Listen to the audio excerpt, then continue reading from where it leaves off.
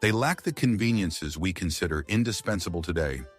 No vast network of retail stores offering supplies at a moment's notice. No sophisticated social safety nets designed to catch them when they fell on hard times. No modern technology to ease their burdens.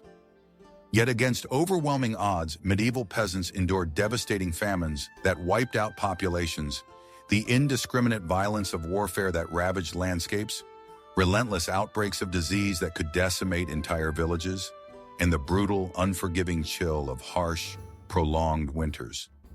They faced these existential threats without contingency plans printed in manuals, without the aid of complex modern tools, and frequently, heartbreakingly often, without any external assistance whatsoever. They survived not through luck or mere stubbornness, but by mastering a collection of remarkably simple, yet incredibly robust and resilient systems.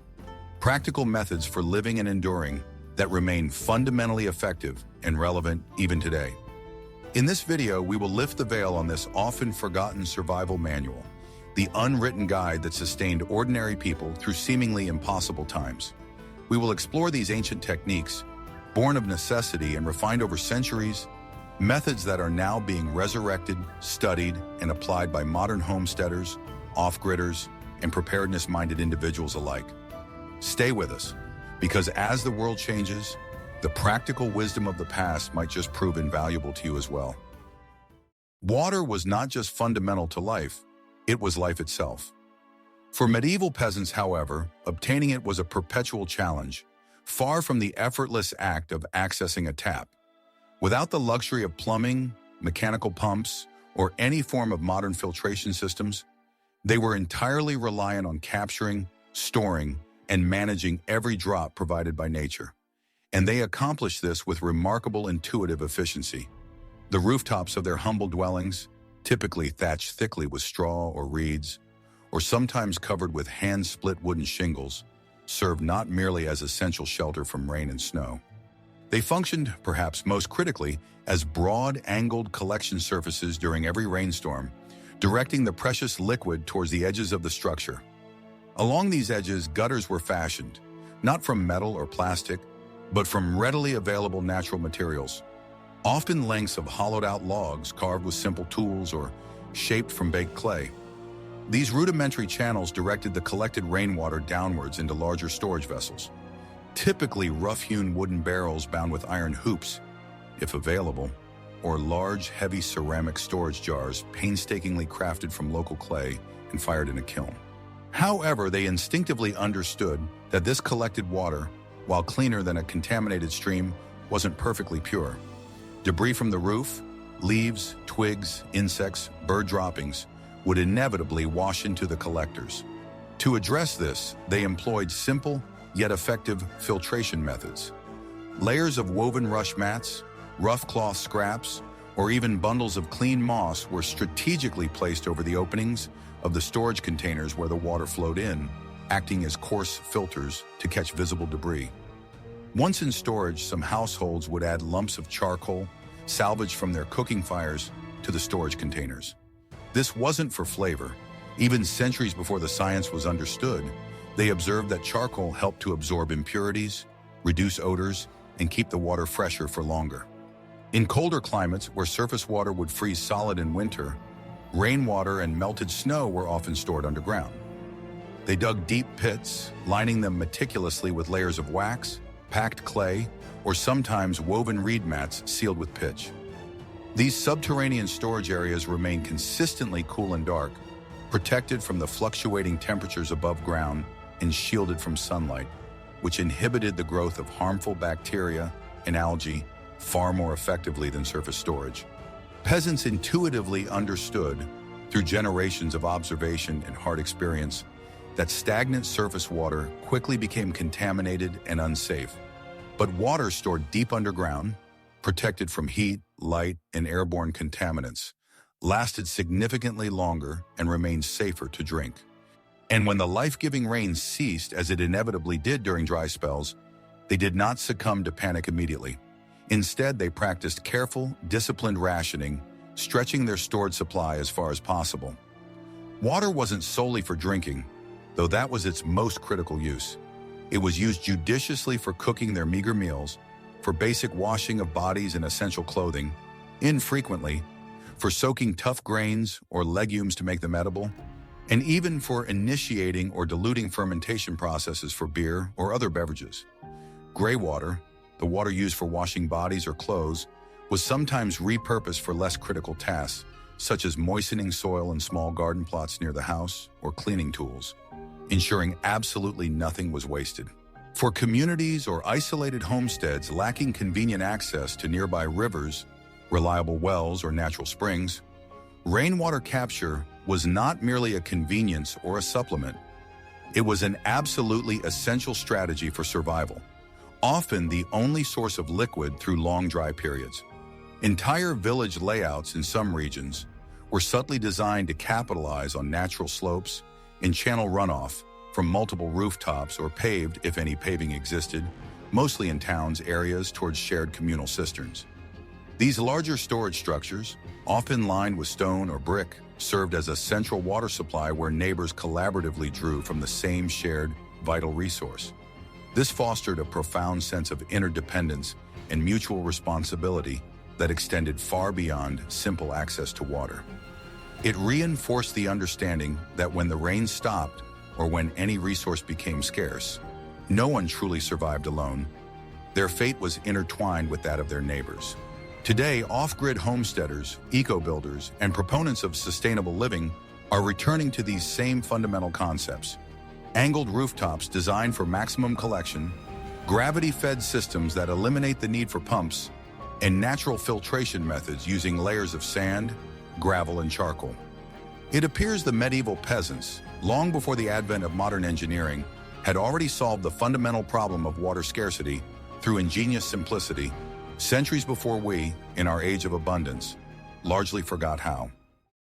When winter truly arrived, gripping the land with its icy fist, peasants could not afford the luxury of wasting precious firewood.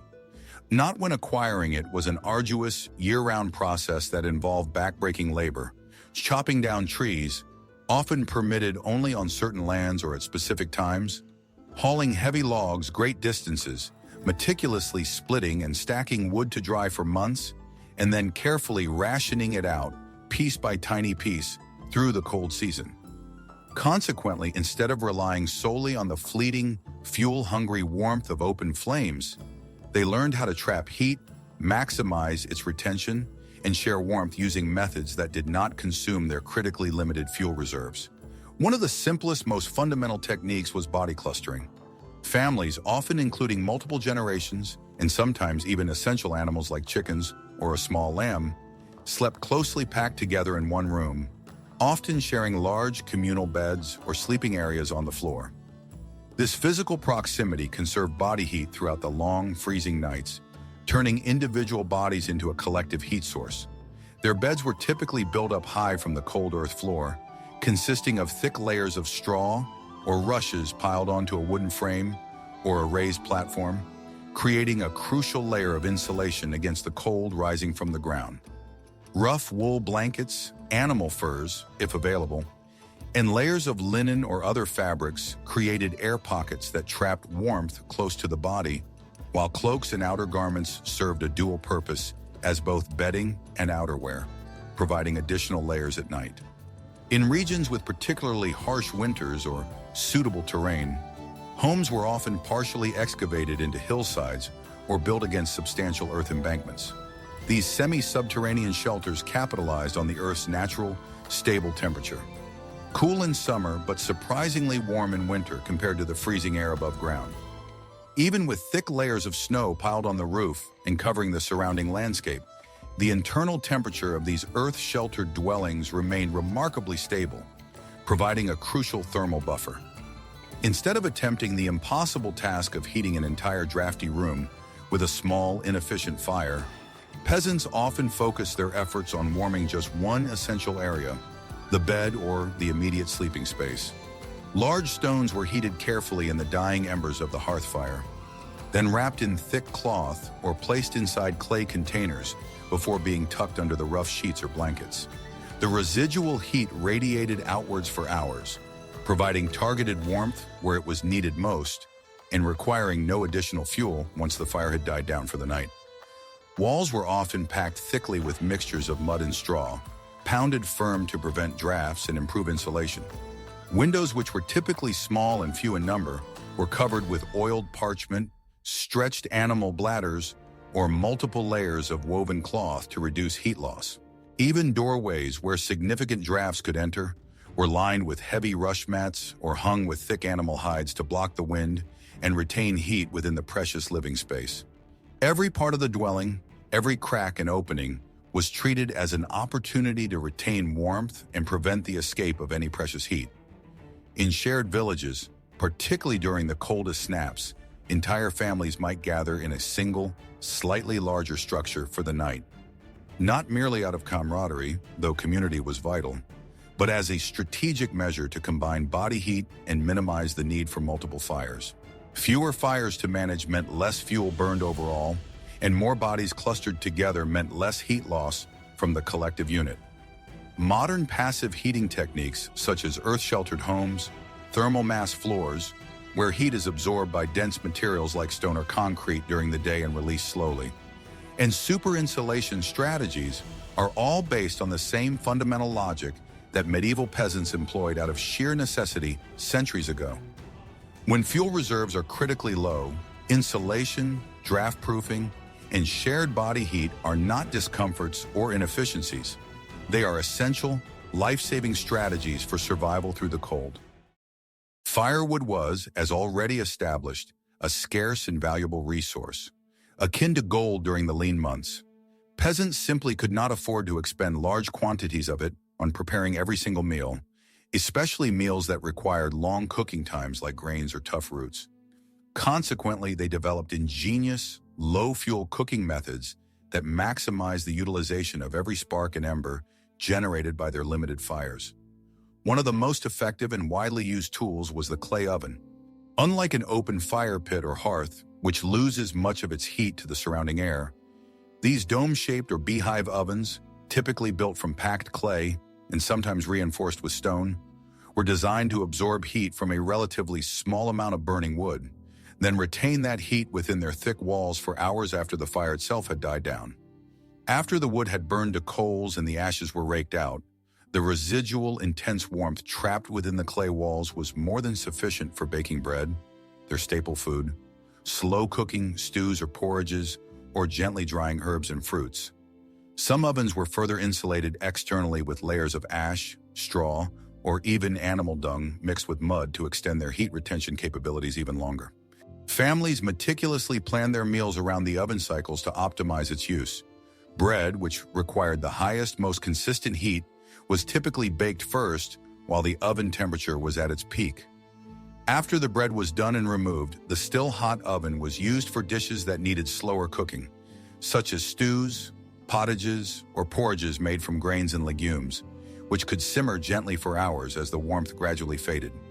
Finally, as the oven cooled further overnight, herbs gathered from the fields, fruits from the sparse orchards, or damp firewood intended for the next day's fire might be placed inside to dry in the residual warmth, ensuring absolutely nothing was wasted in preparing resources for future use. But cooking wasn't solely dependent on individual household ovens, which were often a luxury or a communal asset. It was frequently a communal activity, a necessary collaboration. Villagers often gathered around a shared village hearth or a common communal oven, pooling their meager ingredients and limited firewood to cook in larger batches. This wasn't just efficient in terms of fuel, it meant fewer individual fires to manage across the village, less wood burned overall, and significantly less smoke filling the air. For those without access to an oven or who needed to cook while working away from the village, food was often cooked in heat retention pits. Stones were heated in a small fire, then transferred using wooden tools to a covered hole dug in the ground and lined with leaves, grass, or clay. Food wrapped in leaves or placed in a pot was put inside, sealed with more leaves or a layer of turf or earth, and left to cook slowly with the trapped heat, sometimes for hours or even overnight. This low-fuel, low-attention method transformed tough grains, roots, and less desirable cuts of meat into edible, digestible meals, using almost no extra energy input once the initial stones were hot. Soups and stews, the ubiquitous peasant meal, were a daily staple not only for their nutritional value, however meager the ingredients, but because they could be reheated multiple times, providing warm food with minimal extra fuel required for boiling water. A single pot of thin broth might extend over several meals, with new scraps or ingredients added with each subsequent boil, stretching resources to their absolute limit. Today, modern preppers and outdoor enthusiasts utilize similar concepts like thermal cookers, essentially insulated pots that continue cooking after a brief boil, rocket stoves, highly efficient wood-burning stoves, and retained heat cookers, insulated bags or boxes that hold heat, all based on these same ancient principles of maximizing and trapping heat from minimal fuel sources. Because in a crisis or a low-resource environment, cooking isn't about culinary artistry or convenience. It's about maximizing the caloric and nutritional output from every single spark and every precious piece of fuel.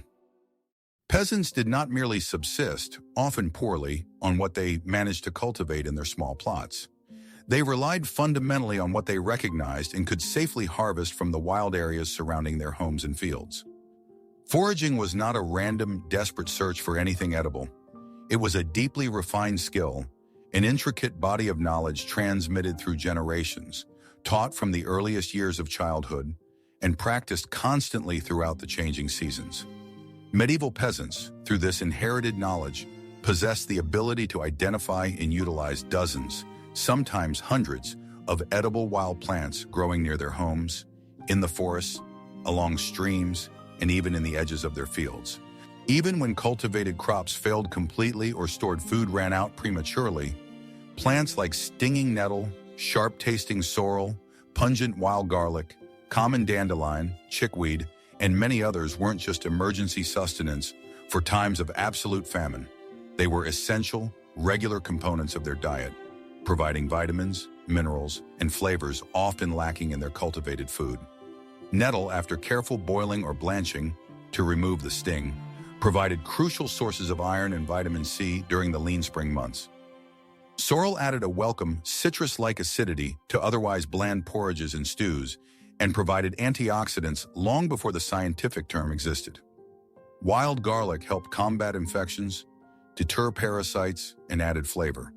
And the ubiquitous dandelion, from its bitter root used in tonics, to its leaves in salads, to its flowers, it was entirely edible and utilized in various ways. But simply knowing what to eat wasn't sufficient. Experienced foragers had to know when to eat it. Certain plants were only safe or palatable for consumption in early spring when the leaves were young and tender. Others became bitter, fibrous, or even toxic if harvested too late in the season after they had flowered or gone to seed. Mushrooms were particularly risky, a notorious source of accidental poisoning, and most peasants, unless guided by a highly trusted local herbalist with generations of specific knowledge, avoided them entirely or stuck to a very few, universally recognized, safe varieties. They followed a strict, almost instinctive seasonal rotation, foraging for specific plants at precise times of the year, partly to ensure maximum palatability and safety, but also to avoid over-harvesting and depleting the natural resources they relied upon. Some plants, like certain roots or seeds, required extensive processing, soaking for days in running water or boiling multiple times, to remove naturally occurring toxins and make them edible. Others were carefully dried and stored for winter use, expanding their limited pantry. Children learned to identify edible leaves, berries, seeds, and roots not from books, which didn't exist for them, but by walking the same ancient paths through the fields and forests with their parents, grandparents, and older siblings, observing, tasting, under strict supervision, and memorizing. It was a vital survival skill integrated into the fabric of daily life from earliest childhood, not a specialized activity reserved for emergencies. Today, modern foraging is experiencing a significant revival among survivalists, herbalists, wild food enthusiasts, and proponents of sustainable living, recognized for its ability to connect people with nature and provide resilient food sources. But for medieval peasants, it wasn't a hobby or a philosophical choice. It was their form of essential insurance, their living larder, when the cultivated fields yielded little, stored provisions dwindled, or winter arrived prematurely and lasted too long. In a world where global supply chains feel increasingly fragile and store shelves can become empty overnight, knowing what edible plants grow discreetly under your feet might prove to be more valuable than any carefully accumulated stockpile of canned goods. Without the benefit of refrigerators, freezers, or hermetically sealed packaging, medieval peasants were compelled to plan ahead on a scale we can barely imagine.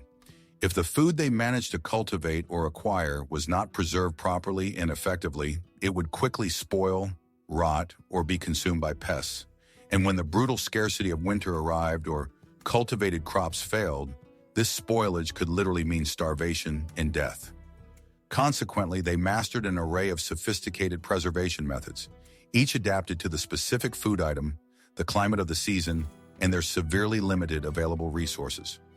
Salting was one of the most common and effective techniques for preserving meat and fish.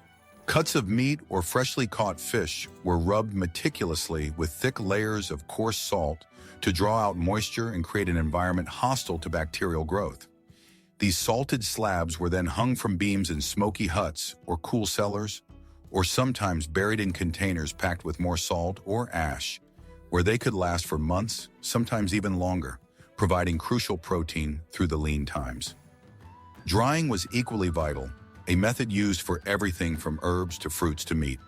Peasants hung bundles of herbs to dry in the rafters of their smoky homes, or laid thinly sliced meat and fruit out in the sun or near the hearth's residual heat. Air-dried beans and legumes, naturally low in moisture, were kept in simple cloth sacks or ceramic jars, ready to be boiled into thick, nourishing stews when fresh produce was unavailable. In colder regions or during the winter months, food was sometimes preserved simply by burying it in snow or packing it tightly in layers of dry ashes, which excluded air and significantly slowed the processes of decay and spoilage. Root vegetables like carrots, turnips, and parsnips were stored in cool, damp cellars or underground pits, sometimes nestled in layers of straw or sand to maintain moisture and prevent them from shriveling or rotting quickly. Grains and legumes, the absolute staples of the peasant diet, were stored in various ways, often in woven baskets, wooden chests, or sealed pits dug into the ground, and sometimes lined with lime or clay. These underground silos, though simple in construction, protected the precious harvested grain from moisture, rodents, and insect pests, keeping the harvest usable well into the following seasons. A literal lifeline. Some methods were more creative, involving fermentation or natural acids. Cheese was pressed and aged, its hard rind helping it resist mold and spoilage. Vinegar produced from sour wine or fermented grain was used along with salt to pickle vegetables, preserving them for later use. Honey, a valuable and relatively stable resource, if available, was sometimes used to preserve fruits or herbs due to its low water content and natural antimicrobial properties. Even when a batch of preserved food developed an unusual odor, grew a harmless surface mold, or changed color slightly, experienced peasants relied on their ingrained knowledge and their senses of smell and taste to judge what could still be safely eaten after rinsing or scraping away the affected parts. Wasting food, any food, was not merely considered a mistake or inefficient. It was a direct, tangible risk to survival. Every piece of salted meat, every handful of dried beans, every measure of stored grain represented a lifeline, a buffer against the constant threat of hunger. And because famine was not a theoretical possibility, but a constant looming presence, storing food was not an act of convenience or planning for a rainy day. It was an act of survival, a desperate gamble on the future. Today's survivalists and food preservation enthusiasts utilize many of these same fundamental techniques: salt curing, dehydration using modern equipment or simple air drying, fermentation for pickling, and creating probiotic foods. The technology involved may appear modern, but the underlying wisdom and the necessity are ancient, a direct inheritance from those who had no other option. When illness struck a medieval peasant household, a fever, a persistent cough, a sudden chill, a broken bone from fieldwork, a cut that refused to heal, rushing to a doctor was simply not an option. Physicians, few in number, were primarily located in towns or cities, expensive, and often practicing rudimentary medicine based on theories of humors rather than empirical evidence. Consequently, families turned to something far older and more accessible than formal medicine. The healing power of plants, the inherited knowledge passed down through generations, and the solace of ritual and belief. They knew with a practical certainty honed by centuries of experience which herbs could help fight infection, which roots could ease pain, and which simple mixtures could help reduce a fever or soothe a cough. This body of knowledge was not abstract folklore or random superstition. It was, in effect, their survival science, transmitted orally and through demonstration from parent to child, neighbor to neighbor. Garlic, widely available and potent, was used as a natural antibiotic and immune booster, consumed raw, in large quantities or infused into tonics. Honey, with its well-known antimicrobial and soothing properties, was frequently applied directly to wounds to prevent infection and accelerate healing. Willow bark, easily found near streams and containing salicin, the precursor to aspirin, was chewed or brewed into a tea to reduce pain and inflammation, centuries before its chemical properties were understood and synthesized into modern medicine. Vinegar, a byproduct of fermentation, served multiple purposes. It was used to clean wounds, diluted to treat ear infections, and even mixed with pungent herbs as a basic disinfectant. Onions were sometimes sliced and wrapped around limbs or placed near sickbeds, based on the belief that they could draw out sickness or bad humors. And poultices, soft, moist masses made from crushed comfrey leaves, plantain, mugwort, or other readily available herbs, were applied to everything from burns and boils to sprains and broken bones, held in place with rough cloth bandages. These remedies were by no means miraculous cures for serious diseases, and many illnesses remained untreatable, often fatal. But they worked often enough, providing relief or aid in healing for common ailments and injuries, to become standard, trusted practice. Peasant women, particularly the elder matriarchs within families or villages, often served as the primary herbalists, midwives, and healers, their knowledge a vital repository of traditional medicine. They maintained small gardens near their homes, cultivating not just food but specific medicinal plants and wildflowers known for their healing properties. A sick child prompted the preparation of a carefully selected herbal tea, the specific blend known only to the healer. A husband or neighbor injured in the fields meant a quickly prepared poultice, careful cleaning of the wound, and enforced rest. Some peasant techniques even had surprising parallels to later medical discoveries. Fermented cabbage, preserved through lacto-fermentation, an early form of sauerkraut or kimchi existed in various cultures. Not only preserved vegetables, but also aided digestion and provided vital vitamin C, helping to prevent scurvy on nutrient-poor diets. Certain moldy breads or other fermented substances were even applied to infected wounds. Primitive, risky, yes, but not entirely dissimilar in concept from how penicillin, derived from mold, would be discovered and revolutionize medicine centuries later. When no physical treatment proved effective, or when faced with the terror of uncontrollable disease or death, rituals and belief systems provided a crucial form of psychological solace. Prayers, chants, symbolic actions like lighting candles or seeking intervention from local saints offered emotional relief, a sense of agency in the face of helplessness, and a framework for understanding suffering. In times of profound, inexplicable suffering, belief itself, whether in divine intervention or the power of ritual, could alleviate panic and foster a desperately needed sense of hope. Today, many of these same simple ingredients, honey, garlic, willow bark, vinegar, specific herbs, are being reevaluated by modern scientists for their medicinal properties and embraced by modern herbalists and those seeking natural remedies, not as replacements for modern medicine, but as valuable aids in basic care, particularly in off-grid or emergency scenarios. For medieval peasants, however, these weren't home remedies in the sense of a second-best option. They were quite simply the only remedies available, their family's first and last line of defense against the constant threat of illness. Most medieval peasants did not possess swords, wear protective armor, or own military-grade weapons like crossbows or polearms.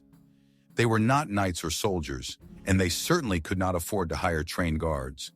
They were largely disarmed by the ruling classes, who feared peasant revolts and lacked the wealth to acquire expensive weaponry. However, this did not mean they were entirely without means of defense when danger approached. When faced with threats, whether from opportunistic bandits, desperate raiders from neighboring territories, or even the unpredictable violence of rival lords' retinues, they relied not on brute force or superior arms, but on improvisation, intricate cooperation, and clever utilization of the natural terrain around their homes and villages. One of their primary passive lines of defense consisted of natural bramble fences. Thick, thorny bushes like hawthorn, blackthorn, or other thorny native plants were deliberately cultivated and woven together around homes, storage areas, or the perimeters of villages to create dense, painful, and almost impenetrable barriers that were incredibly difficult for attackers to cross quickly or quietly, especially in the darkness. No swords or arrows were needed, just patience in planting and weaving the thorny branches over time. Ditches, earthworks, and uneven ground were also used strategically as defensive features. Sloping approaches to homes made it harder for attackers, especially those on horseback, to charge directly. In some areas, peasants constructed entrances to their clustered homes or small hamlets that zigzagged or were narrow and easily bottlenecked, slowing movement and exposing attackers to potential counterstrikes from above or from concealed positions. For close-range, last-ditch defense, they fashioned rudimentary yet functional weapons from agricultural tools or whatever materials were at hand. Fire-hardened wooden spears, sharpened scythes or sickles modified for combat, heavy clubs carved from resilient wood or dense oak roots. These implements were not elegant, but they were functional and could inflict serious injury. Windows were kept small and set high up on the walls, limiting entry points for intruders. Doors were reinforced with thick wooden planks, heavy iron nails, if available, or sturdy crossbars braced from the inside. Some homes in fortified villages even featured simple drop holes or murder holes above entrances or narrow passages, used to hurl rocks, heavy objects, hot water, or even boiling broth or animal waste onto attackers below. However, perhaps the strongest, most effective defense available to medieval peasants was their community. Villages organized simple watch systems, with neighbors taking turns guarding the outskirts, particularly at night or during times of known unrest. If an attack occurred or was spotted approaching, a loud horn was sounded, a specific signal was shouted, or a communal bell, if the village possessed one, was rung, and everyone capable of moving responded, not only to fight or deter the attackers if possible, but crucially to protect the most valuable assets: livestock, children, stored grain, and essential tools. Even the most vulnerable member of the community had a vital role to play, distracting attackers with noise, warning others of hidden dangers, or helping the elderly and children escape into nearby woods or pre-prepared hiding places. They also employed psychological deterrence when possible. Animal skulls placed on posts near paths leading to the village, loud, aggressive barking dogs trained to defend the homestead, or even exaggerated signs of defense. Anything to cause potential attackers to hesitate, to think the effort might not be worth the risk, and ideally to move on. In conditions of siege or sustained attack on a fortified village, the tactics scaled up, often involving pre-dug tunnels beneath outer fences for escape, stockpiles of rocks on rooftops or platforms to hurl down, and carefully prepared escape routes leading into dense woods, swamps, or rocky hills where attackers on horseback could not follow. Defense wasn't always about superior weaponry or martial skill. It was about gaining time, utilizing the terrain to their advantage, and, perhaps most powerfully, about collaboration and the unwavering support of one's neighbors. And in today's world, where personal defense is often associated with individual gear and gadgets, this kind of simple, collective, community-based strategy might just be more powerful and resilient than it appears. You can withstand the physical agony of hunger for a time. You can endure the biting cold and the bone-deep fatigue. You can even survive injuries and illnesses if they are not too severe. But what sustains you, what prevents utter collapse, when it feels as though the very structure of your world is crumbling around you? When crops fail year after year, when disease sweeps through your family, when violence is endemic. For medieval peasants, survival was not merely a physical act of enduring hardship. It was fundamentally a mental and spiritual act. And they cultivated this inner strength, this astonishing resilience, through something far deeper and more fundamental than tools or techniques, through rituals, shared belief systems, and finding meaning in their difficult existence. In times of acute crisis, a devastating crop failure, a rampant sickness, the terrifying approach of war, peasants did not simply succumb to passive fear or despair. They acted not always in ways that we, with our modern secular perspective, would recognize as purely rational or scientifically effective, but in ways that provided crucial structure, predictability, and meaning to the overwhelming chaos surrounding them.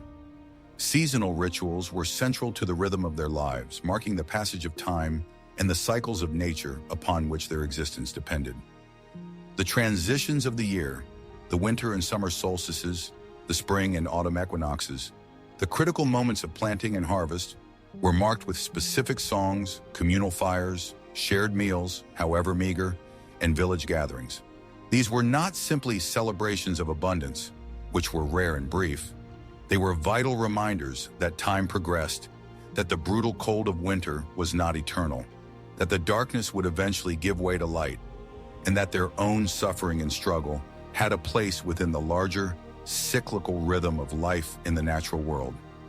Community storytelling played a powerful anchoring role.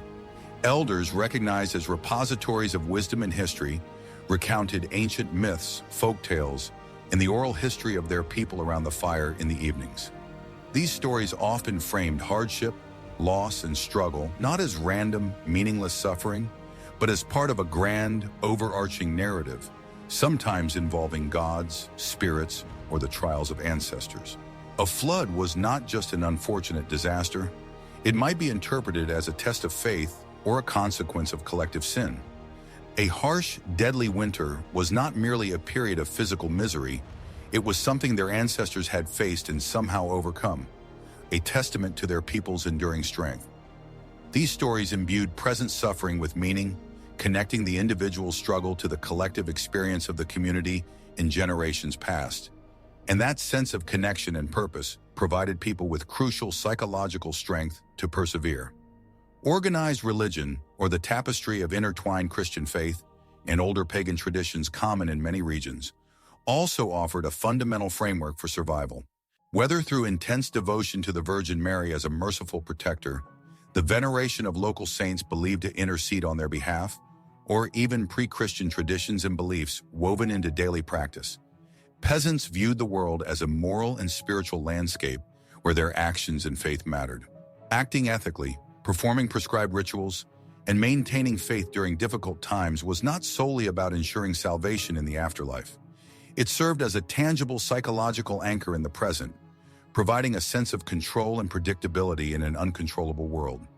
Even simple symbolic actions, performed daily or in response to specific events, blessing a meager loaf of bread before a meal, lighting a small candle during a terrifying storm or a difficult birth, making a small offering at a local shrine before planting, helped peasants reclaim a sense of agency and efficacy in their lives. These rituals were small gestures, but they were psychologically potent, providing comfort and a sense of connection to something larger than themselves. And when death arrived, as it frequently and unexpectedly did, cutting short lives of all ages, ritual provided a structured, communal space for grief, remembrance of the departed, and a reaffirmation of the continuity of life in the community that remained. Modern psychologists and trauma specialists now acknowledge this. Belief systems, finding meaning in suffering, and strong community ties are recognized as absolutely crucial tools in any survival scenario, providing the mental and emotional resilience needed to overcome seemingly insurmountable odds. The medieval peasants did not read self-help books or attend modern resilience workshops. They survived because their minds and spirits were trained through generations of necessity, just as effectively as their hands were trained for labor. They did not refer to their way of life as prepping or off-grid living.